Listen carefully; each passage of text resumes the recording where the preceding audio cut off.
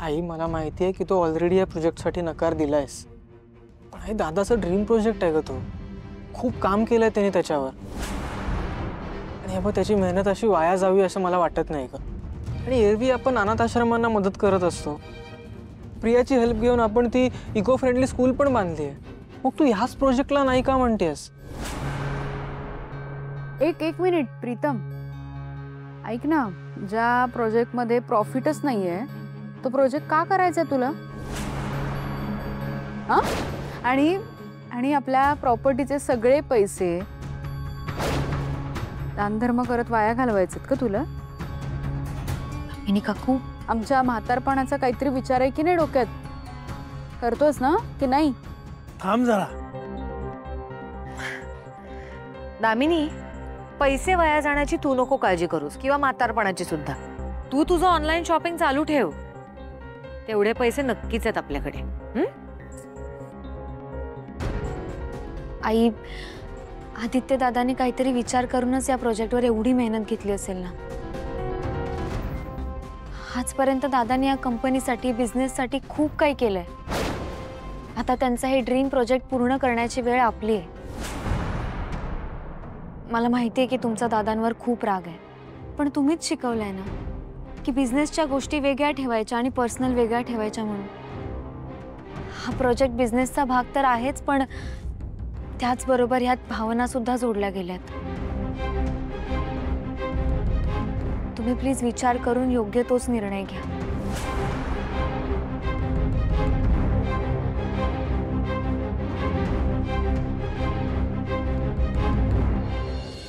मी खरं सांगू तर त्या डिलिव्हरीच्या कामांमुळे ना बरेच वेगवेगळ्या लोकांना भेटतात.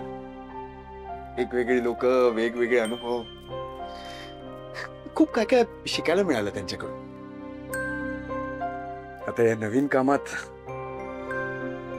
काय काय बघायला मिळतं दिवसाने. खरंच सांगू, मला मस्त वाटतंय आता. नवीन काम, नवीन आयुष्य. नवीन आयुष्य कुठे घेऊन जाणार आहे देव जाणे.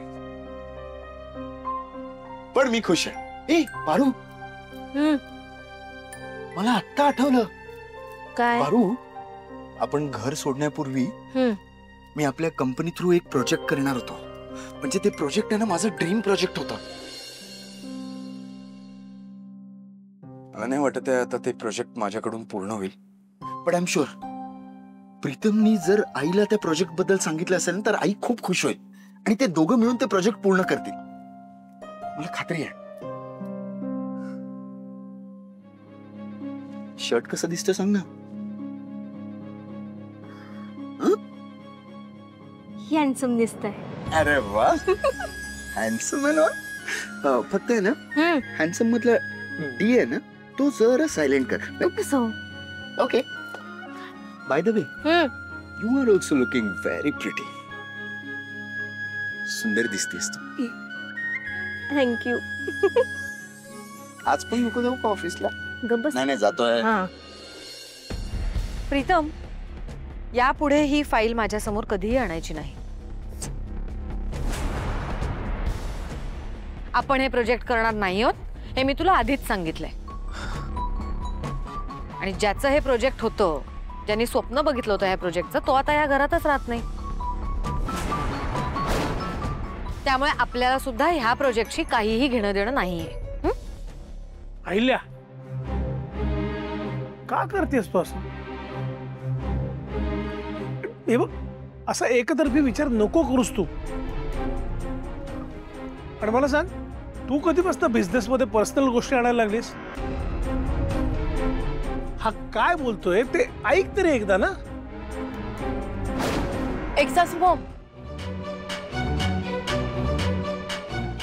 अशा कामांमध्ये ना रिस्क घ्यावी लागते. पण ती रिस्क तुम्हाला घ्यायची नसेल तर माझ्या कंपनीकडून मी हा प्रोजेक्ट करू शकते. म्हणजे मी ही रिस्क घ्यायला तयार आहे. माझ्या कंपनीचं प्रोफाईल पण चांगलं होईल त्या निमित्ताने. दिशा, तू ह्या प्रोजेक्टमध्ये अजिबात लक्ष घालायचं नाहीयेस. तुम्ही माझ्यासोबत नेहमीच अशा का वागता? मी एक चांगली बिझनेस वुमन आहे. मला मला बिझनेस सांभाळता येतो आणि तसंही तुम्ही या घरात कुठलीच रिस्पॉन्सिबिलिटी माझ्यावर सोपवलेली नाहीये. तुम्ही काय असंच दिवसभर बसून राहायचं का न्यू सासू मॉम सारखं? मला नाही जमणार आहे असं बसून राहायला. मी त्यापेक्षा ऑफिसचं काम सांभाळेन ना, माझा बिझनेस परत एकदा उभा करेन व्यवस्थित. मी बिझी तरी राहीन काहीतरी काम करताना. ठीक आहे दिशा, आजपासून मी तुला एक महत्वाची जबाबदारी देणार आहे. बहिणी या दिशाला कंपनीची मालकीण वगैरे बनवणार नाहीत ना? मला माहितीये. आपल्या ऑफिसमध्ये आदित्यच्या ज्या ज्या रिस्पॉन्सिबिलिटीज होत्या त्या सगळ्या तुम्ही आता माझ्यावर सोपवणार आहे ना? नाही नाही, मी तुला आदित्यची जागा देत नाही. मी तुला त्याही पेक्षा महत्वाची जबाबदारी देणार आहे. अगं काय झालंय की सावित्री जरा आजारी आहे, त्यामुळे तिची 2 दिवस सुट्टी आहे. सो सावित्री कामावर येईपर्यंत तू किचन सांभाळ.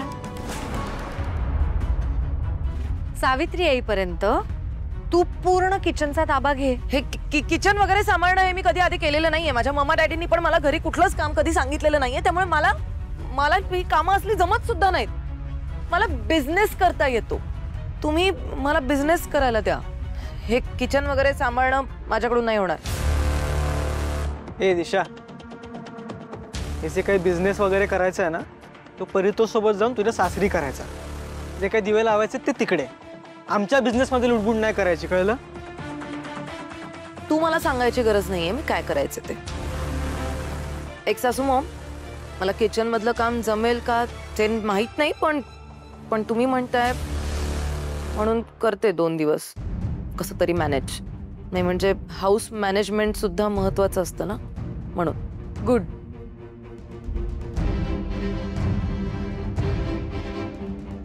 दिशा, ऑल द बेस्ट.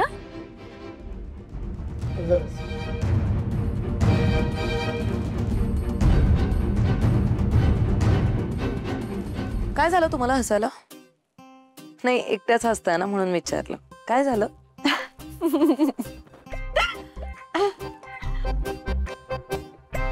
दिशा, वहिनी काय म्हणाल्या ते ऐकलंस ना तू?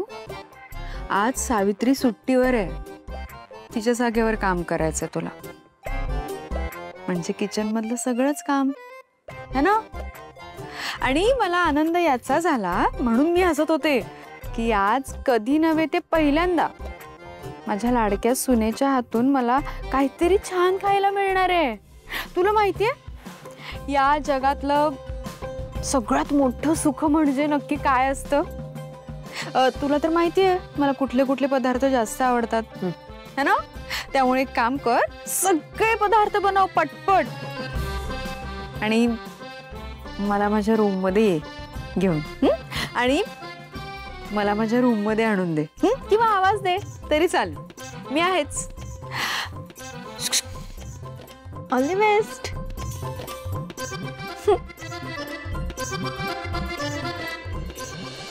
नंतर एक पोरगी आली एकदम धीट, आणि ती व्यक्ती म्हणजे अहिल्या वेसकर.